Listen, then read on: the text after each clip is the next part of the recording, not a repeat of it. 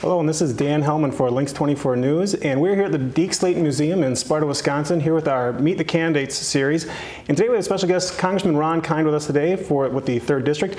Congressman Kind, thank you for being with us today. It's my pleasure. We appreciate your time. I'm sure it's a busy time of year for you. It is. Yeah, but what greater place to have an interview than one of my all-time American heroes, Deke Slayton, someone who grew up in our own backyard and achieved great fame and notoriety with his work at the Mercury, Apollo, the Soyuz missions and that. It's a wonderful story. Every school kid throughout America should know the Deke Slayton story. It's really neat. I think more of the people around this area have to get here to see some of the history that's right here in this museum. It's really great. That's right. But thanks for being with us. I want to ask you, I know you've been around the district quite a bit now this fall.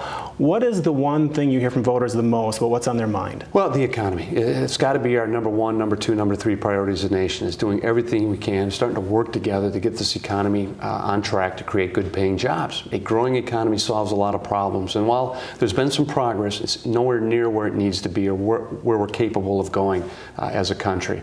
So we've got to stay focused on steps that can help the private sector create jobs, give them the support that they need, while also keeping an eye on our budget. We've got to get our fiscal house brought back into order again.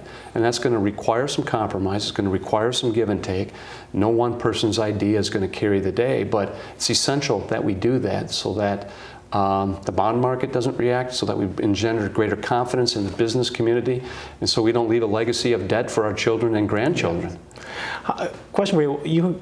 I know the economy is going to be big. What are your 2 primary goals coming into the next 2 years that you want to achieve here in the 3rd District? Well, 3 goals really is, 1, the budget compromise that has to take place. We've got to start now rather than later. We've got an aging population. Healthcare costs are going up. We've got to be focused on that because that is the largest and fastest growing area of spending, bar none. And then I serve on the Ways and Means Committee, which has jurisdiction over the tax code. We need comprehensive tax reform. The current tax code is a monstrosity. It's not working well. It's not efficient. It's not helping our businesses compete globally, and it's also not fair at the end of the day. I don't think it's right that you have some multi-millionaires, multi-billionaires in this country paying a lower effective tax rate than most working families are. But you know, when I've talked to a lot of wealthy individuals, and I have, they said, Ron, we realize we're going to have to pay more, but here's the deal. We just don't want our good money going after bad. There's got to be spending reform as part of the budget too. That's where the great compromise has to take place. And then finally, I think our nation is in need of an innovation agenda to help us remain the most innovative and competitive and creative country in the world. And also a national manufacturing agenda so that we can build things and invent things and grow things right here in Wisconsin and throughout America, along with the good paying jobs that come from that. You know, I saw a report that they say that still the Americans are still the most productive people in the world. And how do we get more people then to take that chance to start a small business? Because we know that so many jobs come from those. It's a daunting task to want to do. And so how do we get more of them to take that risk, to go out there and do that? How do we promote that from a Well, we need to do that. And unfortunately, our nation, our economy has been built on the free market enterprise, the private sector in that. And we need people who are willing to take that risk, the entrepreneurs, those with a new idea to start something. It starts with access to capital. You could have the best idea in the world, but if you don't have access to capital, the upstart funding in order to get things launched, it could end pretty quickly. So I've been working with a lot of our small businesses and local lenders, and also the Small Business Administration through SBA loans to make sure that that operating capital, those lines of credit are available to small businesses.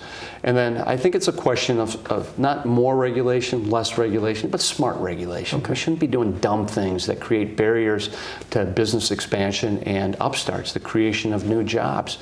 That too is important. But you also need a well-educated, well-trained workforce in order to be the feeder mechanism for any new business. And there's a skills gap that's developed in our economy. There are new jobs being created, but employers are telling me that the pool of talent out there isn't matching what they need. They don't have the skills for these new jobs that are being created. So it gets back to good education, good job training, so that we're connecting the dots, so that we've got the best educated and best trained workforce to not only support the new jobs that are being created, but to compete globally. I think the greatest economic challenge we do face today is increased global competition. How we respond to that will define who we become as a nation in the 21st century.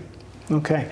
What's it been like with this new district, reaching out to people who haven't had you as their congressman before? It's always, every 10 years, it's a district slightly different, a little different this year. What's that been like, going around meeting people that you're representing for the first time. Yeah, you're right. It is a newly configured congressional district after redistricting. I lost a few counties, but also picked up some. Stevens Point, Wisconsin Rapids, at the Adams County area, Chippewa Falls to the north too. And I felt very blessed to be able to represent my home area, the place where I was born and raised. And Tawny is from the northern part of the district herself. And we're blessed to be able to raise our 2 boys right here in western Wisconsin. We still live in La Crosse, so Washington's a commuting job. But part of my job description is getting out. It's getting into the various communities to get them to know them better, what's working, where they might need some assistance, where we can establish some important public-private partnerships and coalition building and that. So I have been spending some time in the newer area of the district to get to know that, but also here in the area that I've had the privilege of representing for a while.